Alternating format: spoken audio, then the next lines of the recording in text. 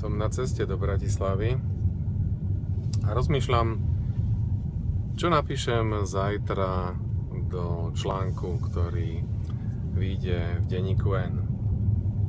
Tých tém je veľa, ktorými by som sa mohol zaoberať. Fico je v Rusku 3 týždne potom, ako sa išiel kláňať Putinovi. Potreboval tam utekať znova, zrejme pre ďalšie inštrukcie. A tak si vzorne plní svoju úlohu trojského koňa v rámci Európskej únie. Samozrejme, ako prvé potreboval vyjadriť to, že sankcie Európskej únie voči Rusku sú nezmyselné a treba ich zrušiť. Aj keď Slovensko má zahraničný obchod s Ruskom vo výške 3% svojho vývozu, ktorého sa sankcie dotkli v nejakej desatinke. To znamená, určite to nie je žiaden slovenský záujem, ale určite je to ruský záujem. A tak by som sa zároveň mohol spýtať, alebo všetci by sme sa mohli spýtať, a čo iné, ak nie sankcie, ekonomické sankcie?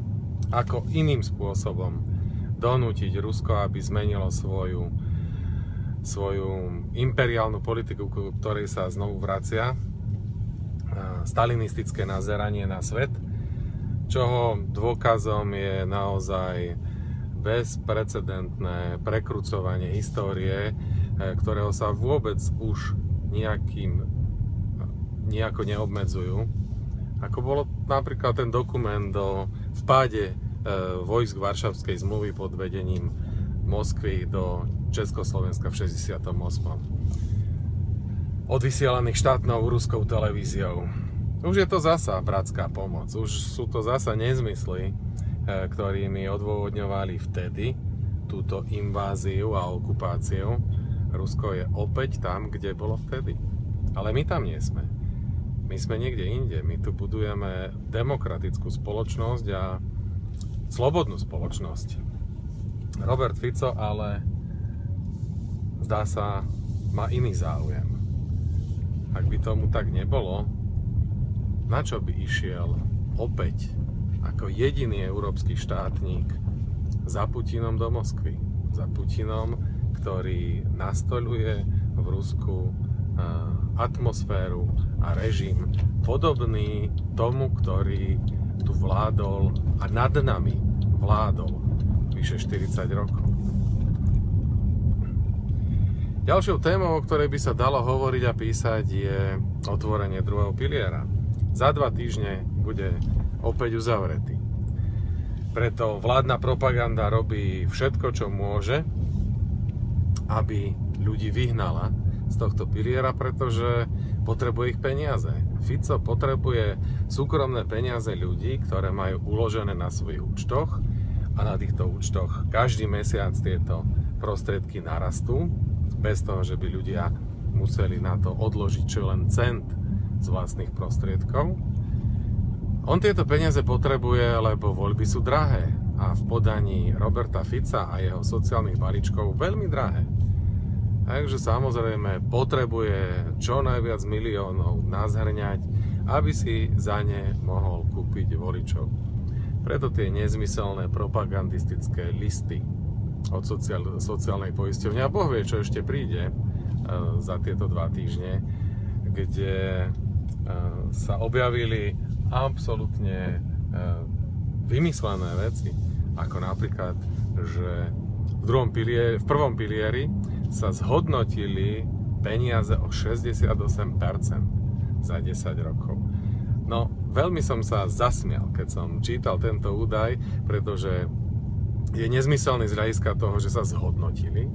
V prvom pilieri sa nič nezhodnocuje, okamžite sa vypláca a odchádza preč, ale v jednom smere je tento údaj pravdivý. Naozaj v prvom pilieri vzrástli dôchodky, vyplácané dôchodcom o 68%. Ale, a to je dôležité, vďaka reforme a vďaka zákonu, ktorý som pred vyše 10 rokmi pripravil, predložil do parlamentu a presadil. Vďaka tomuto zákonu z mojej dielne, vzrástli dôchodky o 68%. Nie je to moje tvrdenie, ale fakt. Pretože každý si môže overiť, že na tomto zákone, na mechanizme, na základe ktorého sa dôchodky každým rokom zvyšovali, žiaden z nasledujúcich ministrov, ktorí prišli po mne, a už tam boli 4, nič nezmenil. Ani čiarku. Takže je to presne ten istý zákon, ako som ho predložil ja. A vďaka tomuto zákonu tieto dôchodky vzrástli o 68%.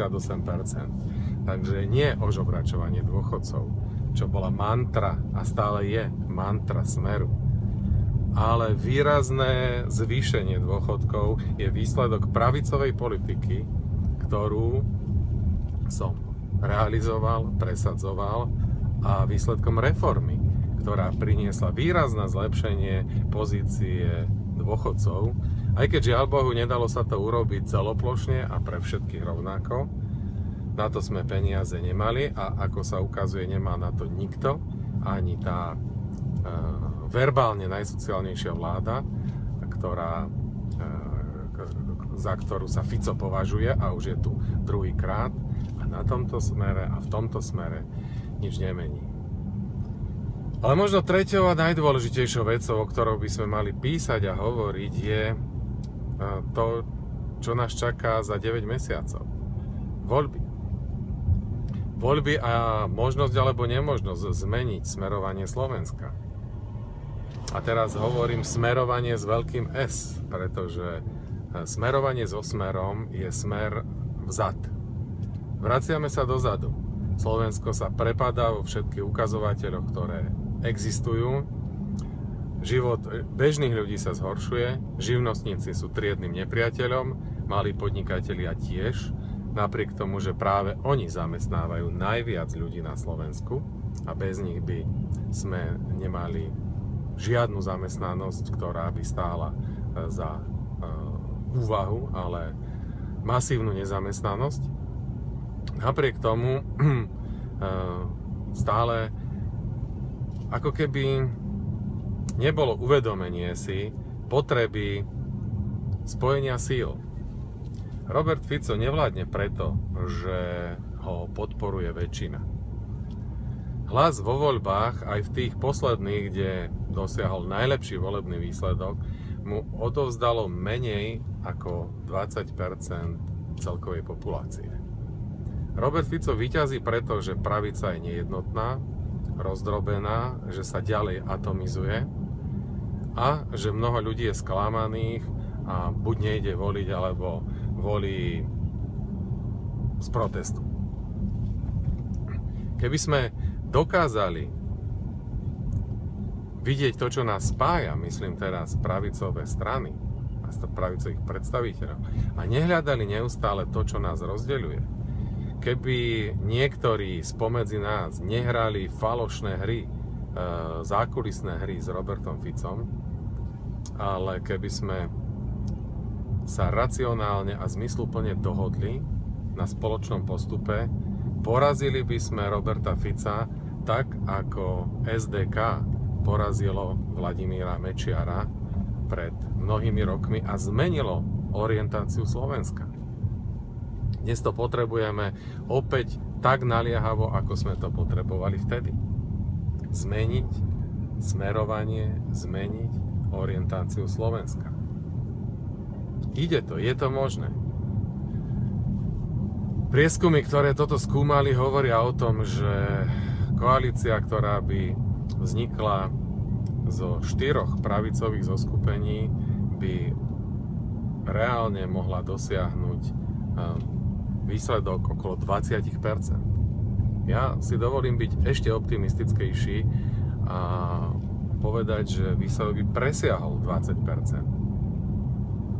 A to pritom v tomto zoskupení by nebolo zapojené ani KDH, ani sieť, ani Most, ktorí, nech to už hodnotíme akokoľvek, majú úplne inú stratégiu. Majú stratégiu absolútne samostatného postupu vo voľbách so snahou dosiahnuť výsledok niekde medzi 7 až 9%. a potom sa zapojiť do nejakej koalície. Možno aj tej s Ficom. Ale nechcem to teraz hodnotiť a preto si myslím, že sa máme sústrediť na rozhovory a na snahu vytvoriť takúto koalíciu s tými, ktorí rozmýšľajú inak. A to, aby som bol konkrétny, je zdravé jadro SDK-UDS, Oľano, SAS a Nova. Toto sú strany, ktoré by mohli vytvoriť takúto koalíciu. Hovorím teraz za demokratickú skupinu v rámci SDK-UDS, pretože žiaľ Bohu Pavel Frešo vybočil z tejto cesty a ide cestou, ktorej ťažko rozumieť a určite nie je cestou toho, čo SDK-UDS budovalo roky. Ale urobím všetko preto, aby sa to zdravé jadro, ktoré je tak veľké, že